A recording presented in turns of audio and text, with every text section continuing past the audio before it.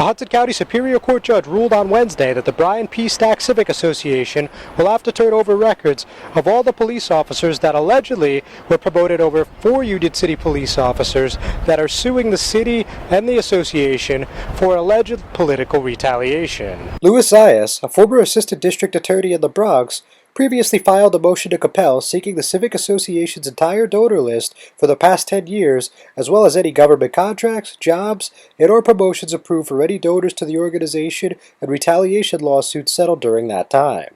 He began his arguments by stating that without these documents, his case could not proceed. Without these documents, I cannot proceed with my case. This is a case at its core touches upon favoritism, if not straight-out corruption.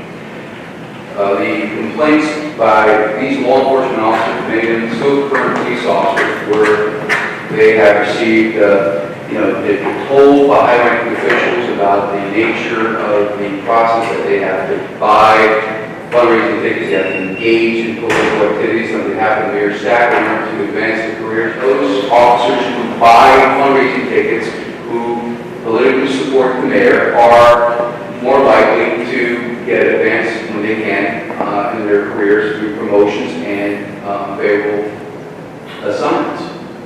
Clearly, if I'm right, that would constitute not only a violation of the Civil Rights Act, but straight-out corruption. You're not supposed to allow money to influence any employment decisions by a government official.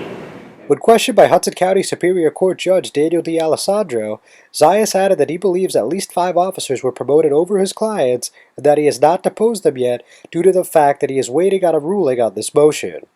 He also said that he would be willing to limit the scope of his motion to 5 years instead of 10, since his motion has already been called overly broad by opposing counsel. Christopher Galusha, the McElroy, Douche, Mulvaney, and Carpenter LLP attorney representing the city of Union City and Brian Stack, called Zayas' motion an unnecessary and aimless political attack. What this is, as I've said since day one, this is an unnecessary and aimless political attack on the city, on Brian Stack, on the 501c3 that he has developed as a charitable organization to assist those citizens of the city. All I've heard is, well, I need all these documents. I've got to have the city contracts. I've got to have donor contribution lists. His very brief, the very allegations talk about 5 officers who contend that within their employment, within the City of Union City Police Department, they feel that they've been passed over and were denied a promotion on the basis of their lack of political affiliation. That is the case. Galusha also accused Zayas of playing to the camera and continued to stress that things like government contracts and lawsuit settlements are irrelevant to what was alleged in the complaints. Additionally, Zahid Qureshi, the Riker, Danzig, Scherer, Highland Peretti LLP attorney and a former assistant U.S. attorney representing the Civic Association, said that 501c3 entities have no obligation to disclose their donors. So in that document, which is Exhibit 1, the code states that an exempt organization must make available 2 things: your exemption application and your Form 990. And to be clear to the court, among thousands of pages that we did produce to the plaintiffs in these consolidated cases, we did turn over our 990s.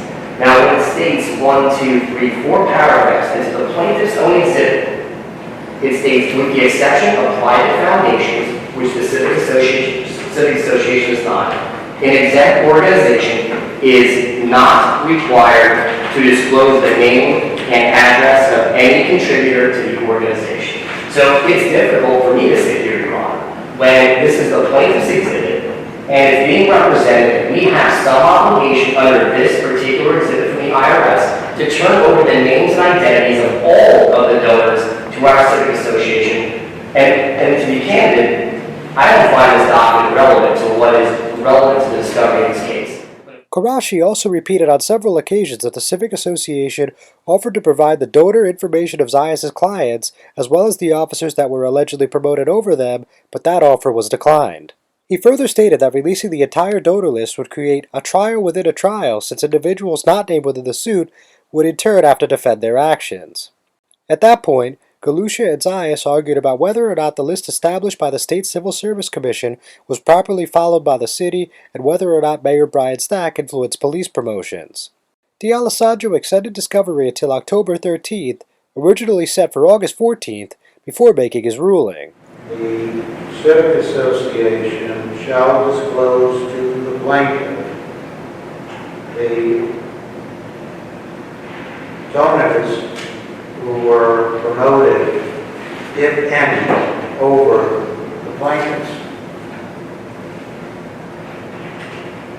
for a period of 5 years. Plaintiff agrees that perhaps its 10-year request was overly broad and that 5 years is appropriate. Court will review the record again and decide whether any additional discovery is warranted from the association. I'm John Heides with the Hudson County View, the eye of the community.